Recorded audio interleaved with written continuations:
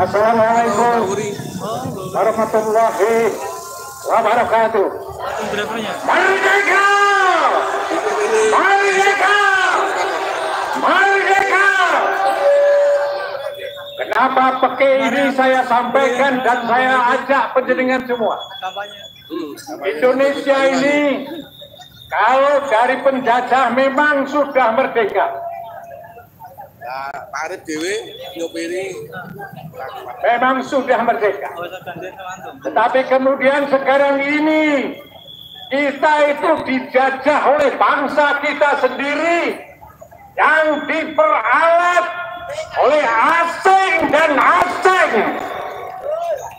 Mereka dengan modal yang bertumpuk, yang asalnya adalah kekayaan pulau kita yang digadaikan oleh pejabat-pejabat, penjahat-penjahat, bangsat-bangsat yang kebetulan sekarang berkuasa di negara ini. Kita menjadi tidak merdeka. Apapun yang kita lakukan selalu dihalangi, dirintangi untuk tidak bisa melaksanakan.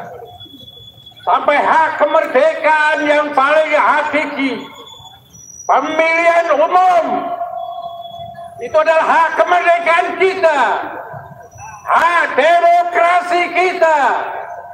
Tapi kita dikain-kain oleh bangsat-bangsat penguasa negara kita ini. Saya pelaku 3 rezim. Inilah rezim yang paling bobrok, pemilihan umum yang paling brutal, pemilihan umum yang paling liar. Di bawah kekuasaan siapa? Saya ingin dengar. Siapa yang menentukan? Jokowi. Gara-gara Jokowi orang yang tidak punya ijazah, orang yang geblek, orang yang tolol, penipu, penggarong, anak turun PKI sedang berkuasa di sini. Oleh karena itu, tidak mustahil bahwa kondisi negara kita itu ikut campur tangan PKI dan orang komunis.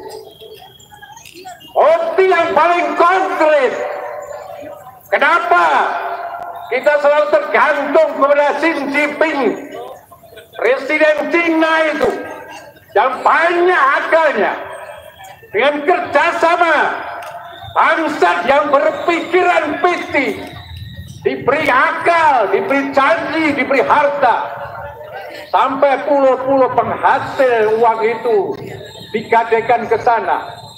Sementara uang gadai hasil penjualan itu kembali ke Indonesia menjadi dipinjaman. Jadi kita meminjam uang itu meminjam hasil bumi Indonesia sendiri.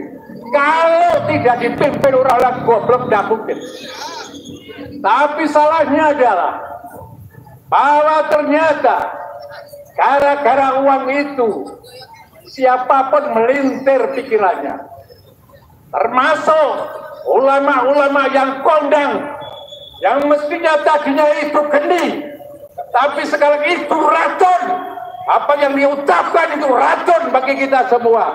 Oknum ulama, jenderal-jenderal yang dulu kita puja-puja, gara-gara jenderal-jenderal ini yang memimpin kemerdekaan, merebut kemerdekaan dari Belanda, kita puja-puja mereka itu sebagai pemersatu bangsa.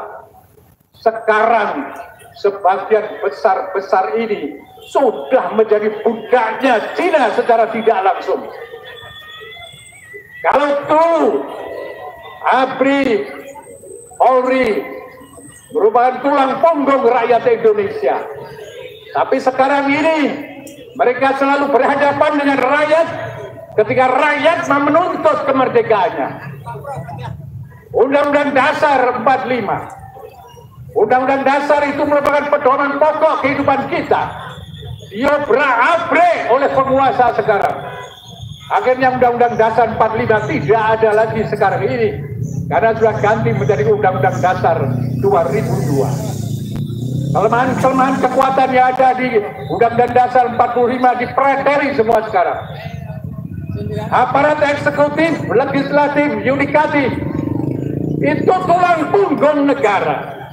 Mereka sudah ditekoi dengan uang, sehingga mereka sekarang manut ikut apa yang disampaikan oleh peminjam uang dari Tingna Kriaunes Komunis Cina ini. Oleh karena itu, monggo kita bersama-sama. Karena rusaknya negara kita ini gara-gara dipimpin oleh bangsat yang mempunyai kekuasaan, diberi kesempatan berkuasa sekarang ini. Harus kita gulingkan secepatnya. Kita dukung MK, dukung moral, material, fisik. Kita dukung MK untuk berani bersikap, berani bertindak, berani menentukan mau kemana negara kita ini. Kalau MK ini nanti sudah berhasil, kalau tidak berhasil kita tegur, kalau sudah berhasil kita mundur.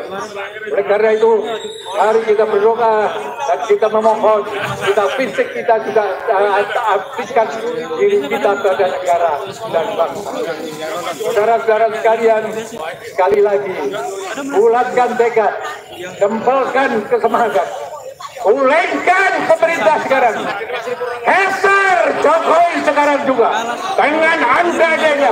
Allahu Akbar, Allahu Akbar, Allahu Akbar, Allahu Akbar, Allahu Akbar. Waalaikumsalam warahmatullahi wabarakatuh. Waalaikumsalam warahmatullahi wabarakatuh.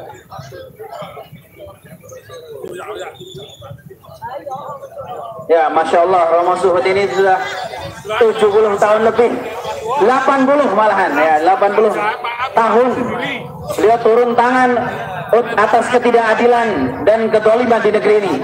Maka silahkan bapak-bapak, silahkan merapat ke tengah, jangan mau kalah dengan veteran Romo Suhud ini. Silahkan bapak-bapak, silahkan ke tengah, ke tengah, ke tengah. Kita dihadiri juga dari Solo, rekan-rekan dari para pejuang Solo, ya, ada Ustadz Yusuf, ada Mbak Wuri, Masya Allah, Mbak Wuri Baret, Masya Allah. Ya, Bapak-Bapak Allah, sore hari ini satu kata untuk kita semua, atas kedoliman, atas kecurangan politik, atas kejahatan politik, apa? Lawan. Atas kecurangan politik, atas kedoliman politik, apa? Siapa lawan? Takbir. Ya, selanjutnya ada orasi dari seorang generasi muda, Mas Arimul. Ya, silakan Mas Arimul.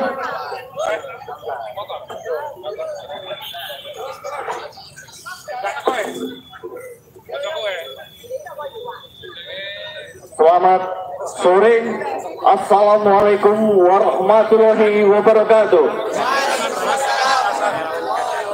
Salam sejahtera, Om Swastiastu, Namo Buddhaya, salam kebajikan, Rahayu Rahayu. Bapak Ibu sekalian, rakyat Jogja yang berbahagia, pada sore hari ini saya Arimul. Jika dibilang generasi muda, saya sudah tua, 55 tahun. Tetapi hari ini saya akan mengajak rakyat Jogja untuk berpikir logis, untuk membuka mata apa yang terjadi saat ini dengan negeri tercinta kita, Indonesia. Pertama kali saya ingin menanyakan kepada Bapak Ibu semua, rakyat Jogja yang saat ini dirasakan. Jika apa yang saya tanyakan kepada Bapak Ibu sesuai, maka bersama-sama kita sebut lawan. Apakah Bapak Ibu sekarang merasa muak dengan pemerintahan yang sekarang ini? Lawan.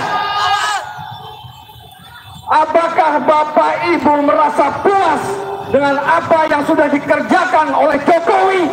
Lawan. Bapak Ibu sekalian, saudara-saudaraku yang saya kasihi, pemerintahan saat ini sungguh-sungguh memalukan. Pemerintahan sekarang ini sudah hilang kemaluannya. Potong Apa yang terjadi? Semua ini sudah dibuat secara memalukan, melanggar kode etik secara membabi buta. Sudah hilang rasa malu pemerintah saat ini. Tidak hanya itu Bapak Ibu, banyak penjilat-penjilat di sekitar pemimpin tersebut yang sangat-sangat memalukan. Mereka menjilat ludahnya sendiri. Perhatikan salah seorang yang bernama Budi. Pada waktu itu